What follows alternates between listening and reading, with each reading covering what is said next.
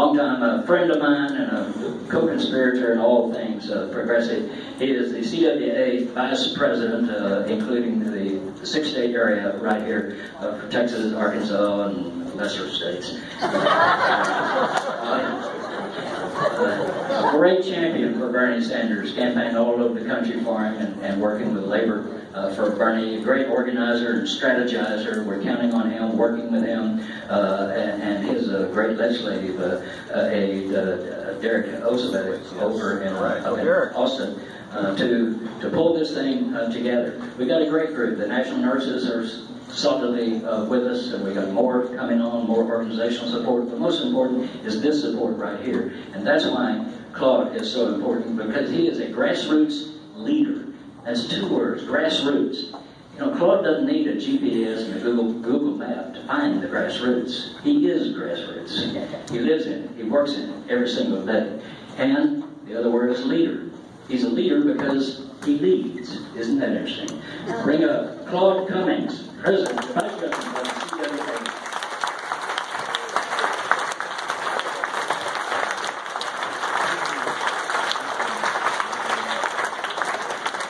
Good afternoon, brothers and sisters. How are you?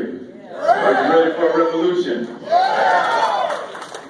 Listen, I want to thank you for inviting me to be here on today. Now, I don't know who put the agenda together to have me speak behind Hightower, but in the future, put me first, okay? Listen, I just want to do a couple of things today. First of all, just make sure all of you understand that labor, especially CWA, is solidly behind our revolution. And we're going to give you a big round of applause for that. We do have some CWAs in the house today, so I'm glad that they are here. And I want you to know that we are here to commit to you financially as well as physically. You know, we plan to do everything we can to help fuel this movement that is taking place. And of course, you heard Jim talk about Larry Cohen. Larry Cohen is the former president of CWA. And to be quite honest with you, I worked on him for many years. He is a progressive leader with a vision for this country, and Bernie probably would not have gotten as far as he did had it not been for Larry. But Larry's working me harder now than he did when he was the president of CWA, to be quite honest with you. But I'm enjoying every bit of it, and I want you to know that, and I'll just say this and I'll let it go because the election's all over with. Had Bernie been the nominee of the Democratic Party, we would be looking at him at the White House right now.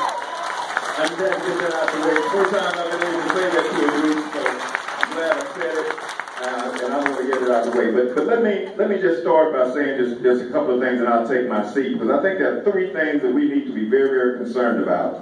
And first of all, we just need to get people involved. We need to ask them to just be a part of this.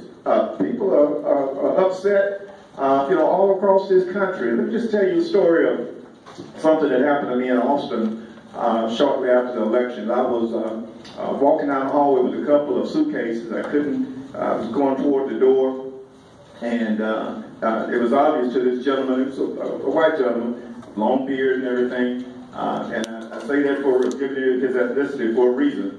And as I got closer to the door, he could see that I was going to be struggling, but you never know how people are going to react when they see you in a struggling situation, regardless of what ethnicity they are. But he ran to the door and he opened it for me. And I said, that's real nice of you, thank you. And he looked at me and he said, brother, if there's any time we need to work together, it's now. And I thought, if someone thought just opening the luggage, open the door so I get luggage through, we're working together. There are some people that are really upset about things that are taking place.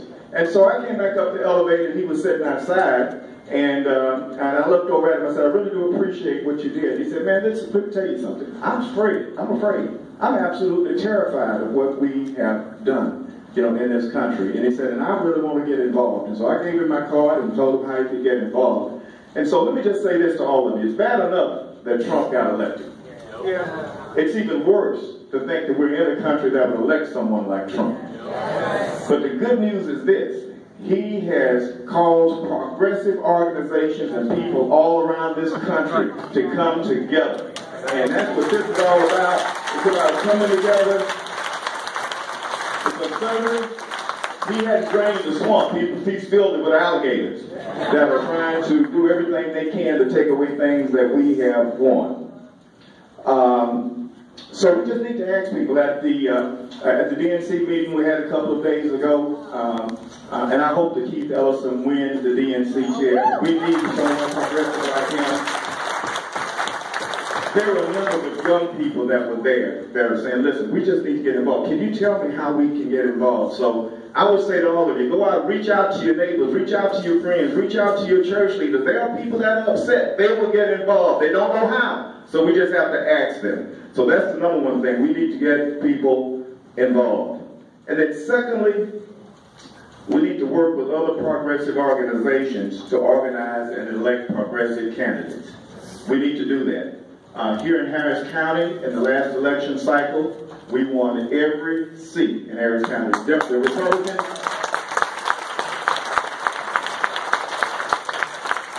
Republicans said it was the worst ass whooping they've gotten in 10 years. And I was happy to be a part of it. But Labor didn't do it alone. Labor worked with the trial attorneys, we worked with other organizations, we put together about $3 million, and we had a GOTV program like never before. And that's what we need to do. We need to link together with other progressive groups. We can't do it by ourselves, right? Labor can't do it by themselves. The community can't do it by themselves. We have to link ourselves with other organizations in order to get this done. And one other thing that I'm doing, Jim, and I'm going to have you on some of my radio programs, is I'm trying to diminish the influence of some of these community leaders and some of these pastors and other leaders that sell out our community for money. For candidates that are not in our best interest.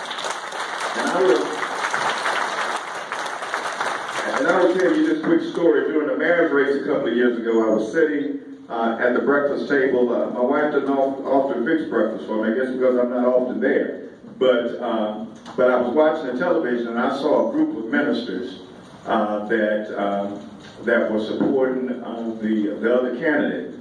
And I just stopped eating and pushed my plate to the side. And my wife said, Claude, what's wrong? I said, look on the television. And it was a group of African-American ministers that were supporting the candidate we knew was not going to be good for our community. And I said, this is just really disturbing to me. And my wife said this. She said, let me tell you a story. And my wife is from Selma, Alabama.